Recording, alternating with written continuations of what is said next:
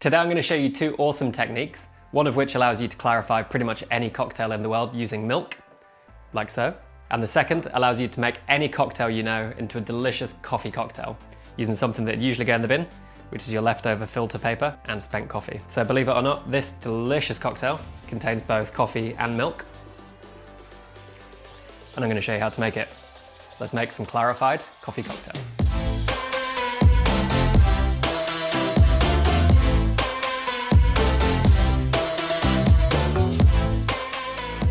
Welcome back to the Coffee Cocktail channel with me, Dan Fellows. For those of you who are new here, I'm Dan.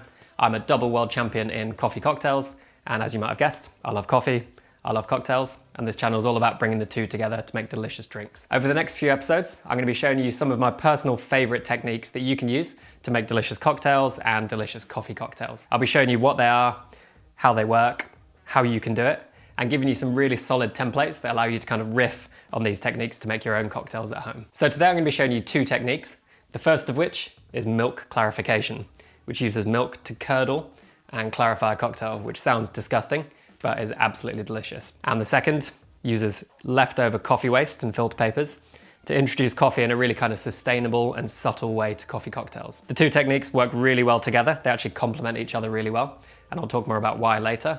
But they can be used independently, so take away whatever's most valuable to you from the video. Right, so two big problems with coffee cocktails. Number one, they tend to be brown and murky by nature, and this is pretty hard to avoid, but this is a really good way to do so. And number two, if they're made wrong, they can have a really overpowering flavor of coffee, which can kind of sit on top of the other ingredients rather than integrating with them to build a complete flavor profile. However, this drink, I think, avoids both really well. It's silky, it's somewhat clear, kind of transparent, and it really integrates the coffee in a really delicate way. So to show you these two techniques, I'm going to show you how to make this drink, which is a clarified coffee sour, and we'll be able to change the spirit, the citrus, the sweetener, and kind of all of the ingredients to create your own template and your own coffee sour with all your favorite ingredients. But first of all, we should clarify what clarification is. So, as I explain what milk clarification is, I'm gonna have a cup of coffee. So this coffee comes from my friend Manuel, who recently competed in the World Coffee and Good Spirits Championship. So thank you for the bag, I appreciate it. And super delicious, kind of tropical. I think they're saying pineapple, passion fruit, mango, lychee. Definitely some strawberry in there, some kind of dark cherry as well. And this is relevant, so we'll think about this at the end. But essentially, Manuel competed in the World Coffee and Good Spirits Championship, and a lot of the techniques I'm going to show you over the next few weeks were used to great effect in the competition. So if you haven't had a chance to check out the videos, I would recommend doing so. So I'm going to sip on this. And milk clarification. It dates back way longer than you might think. Actually, it predates the word cocktail. So this was first found to be used in the 1700s, which is obviously a very long time ago. And a lot of people think this is a new technique, but actually it's really, really old. It was essentially used back then to preserve ingredients. So you'd curdle the drink, clarify it through by pouring it through some kind of sieve or muslin, and you'd have a drink that would be stable for pretty much forever. I mean, it does lose a bit of vibrancy and it can go a little bit cloudy, but it'll still be delicious and very much safe to drink. In the competition, this was used to great effect by Agnieszka, who won the competition, as well as Sean Wu and maybe a few others. And it's a really good technique that allows us to kind of take the edge off any of the kind of astringency and kind of rough notes you might find in a milk punch, which often contains tea. So you've got those kind of tannins, the kind of bitterness that you want to take the edge off using the milk. And today we're going to use coffee. So the reason I can get away with just using spent coffee grounds, which have already been extracted, which, as you all know, have lots of bitterness, the kind of unpleasant flavors we don't want in the cup, is that by taking off those kind of rough edges, the kind of intense, bitter coffee notes, we're able to get the coffee flavor through, because there's lots of coffee flavor still in here, which is not extracted. But we want to balance this using our other ingredients. So this would usually go in the bin, but do not do that in this instance. It also serves as another way to kind of filter the drink, so you get that extra layer of filtration. It does add a little bit of color and a really subtle coffee flavor, but it all sounds a bit weird, but you have to trust me, it's absolutely amazing. So let's make a clarified coffee sour. So the clarified coffee sour. This is a really interesting drink and it's got huge potential to add any different kind of spirit, any citrus, any sweetener and kind of flavoring, and obviously any coffee to the drink. So you can create flavor profiles from one end of the spectrum right through to the other. Right, to the drink, the clarified coffee sour. This can be a million different combinations, and that's kind of the beauty of it.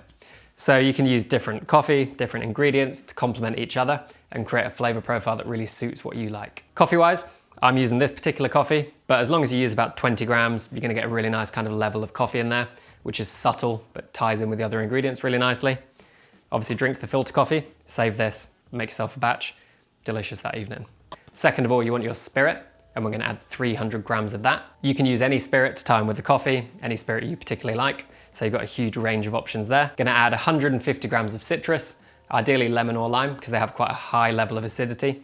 But if you're using grapefruit or orange, you can add citric or malic acid to kind of balance the drink and make sure it's not too sweet. You're gonna want 100 grams of your sweetener, made at a 2-to-1 sugar to water ratio, which then you can add all different flavors to, different ingredients, different kind of infusions. You're gonna want salt, so 5.2 grams of a 1-to-5 saline solution, which kind of brings everything together really nicely. And then finally, you're gonna want your milk, which will curdle everything, make it look disgusting, but make it super silky, really integrated, give it that kind of milk punch characteristic. And we're gonna want 150 grams of that.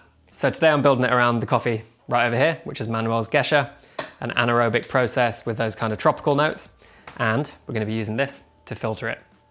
So equipment-wise, you're gonna need 2 big old vessels like these, which we're gonna use to kind of build the drink and strain it. And we're gonna start with 300 grams of delicious white rum. So because we've got those tropical notes in the coffee, white rum's a really good partner for this. We're going sort of along kind of pina colada vibes a little bit with the kind of creaminess from the whey, but it's really subtle, really elegant. So that's going in there like so. Gonna add the 150 grams of lime juice, which is our citrus element, which will bring acidity.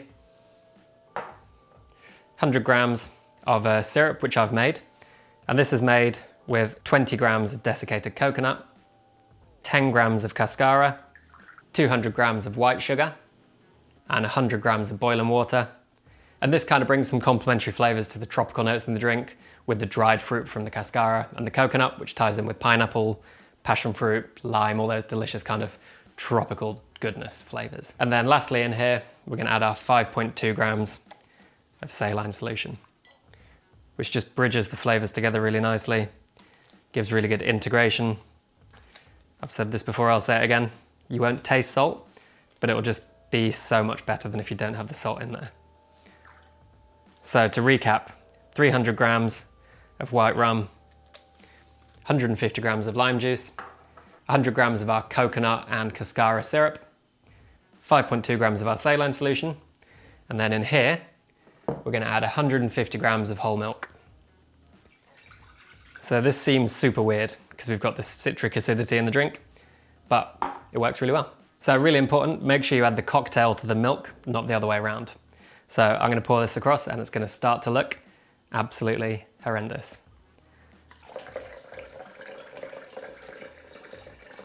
So you can see straight away that is starting to really curdle. All the curds in the whey are fully separated. The curds we're gonna strain out.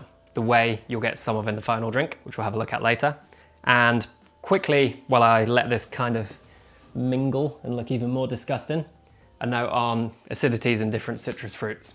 So this is kind of technical, I guess, but it's really important. So in the recipe, we've added 150 grams of our citrus fruit, lemon, lime, grapefruit, orange, whatever that might be, and they'll all curdle the milk, but it's really important that we create a balanced drink. So for context, limes are pretty much the most acidic citrus fruit, about 8% acid. Lemons are around about 6% acid. Grapefruits around about 2 to 3% acid, and oranges are only about 1% acid. So although it'll curdle, it'll probably be too sweet. So what you need to do is add citric acid or malic acid to bring up the acidity to balance the drink. So with lemon and lime, you don't need to add the citric acid because 6% is right about balanced usually with this much sugar. With grapefruit, you want to add about 4 grams per 100 grams of grapefruit juice, which will just bring up the acidity, balance out any sweeteners. And with orange juice, you want to add about 5 grams per 100 grams of orange juice to bring it back up to balance and get that really nice kind of harmonious taste in the drink. So this has done its disgusting thing. It looks absolutely horrendous. It's starting to stick to the sides of the mixing glass, but You could strain this off, you'd have a really delicious kind of tropical milk punch, be really good. But what I'm gonna do is use this, which is the bed of coffee, to get a really nice kind of subtle coffee flavor in here. So this can be a little bit messy, and what you wanna do is add just a kind of half a brewer full, just to kind of get the thing going. And the first pass does tend to be a little bit cloudy. And we're gonna pass this through itself twice in the fridge, pouring all the liquid through all of the coffee, all the curds, making sure you leave the same coffee and curds in there as a kind of extra layer of filtration. And then when the whole thing's been passed through here twice, you'll be left with something that is beautiful, that looks like this. So this is our completely clarified coffee sour, and there's a few things you need now. So you might have noticed, I've got a label maker. So you want to label these to make sure it doesn't get mistaken for being a sample, which could happen. So, and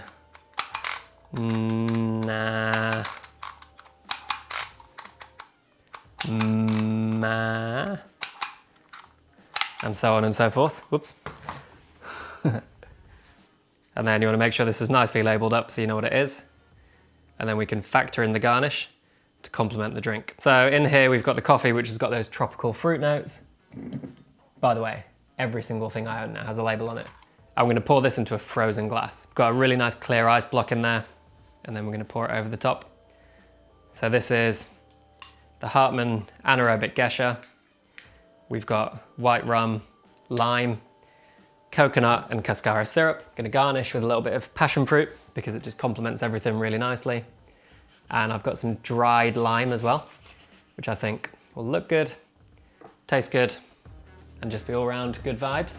So that's one version of the clarified coffee sour.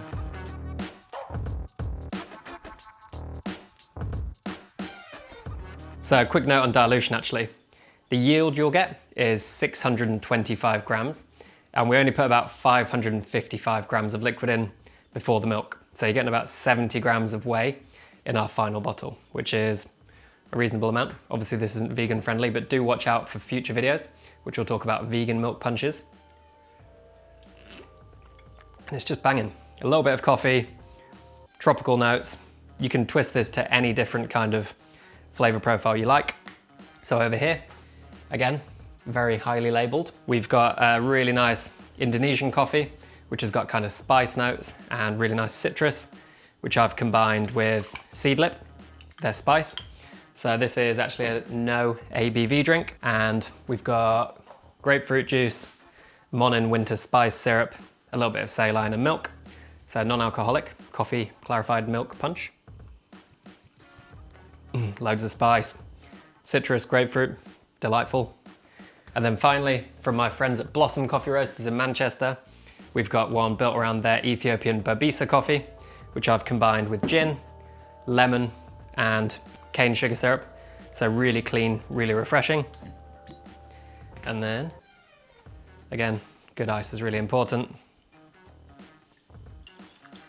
This one has more kind of lemongrass notes, much cleaner, much kind of lighter and more delicate. Cheers. And botanicals from the gin. So there we have 3 versions of a clarified coffee sour, each of which uses 300 grams of spirit, 150 grams of citrus, 100 grams of 2:1 sugar syrup, 5.2 grams of 1:5 saline solution, 150 grams of milk, and 20 grams of your spent coffee from your filter coffee that morning. Takes a bit of time, takes a bit of patience, but these are absolutely beautiful drinks, and you have a very big batch of them so you can keep drinking it for days and days after. So there we have a really cool couple of techniques, and make sure you stay tuned for more. So once again, if you're getting value from the channel, make sure you subscribe, tell all your friends, and there we have 3 really delicious clarified coffee sours, all of which taste quite different and are super delicious. So, cheers. Delicious. Thank you for watching. See you next week. Whoa.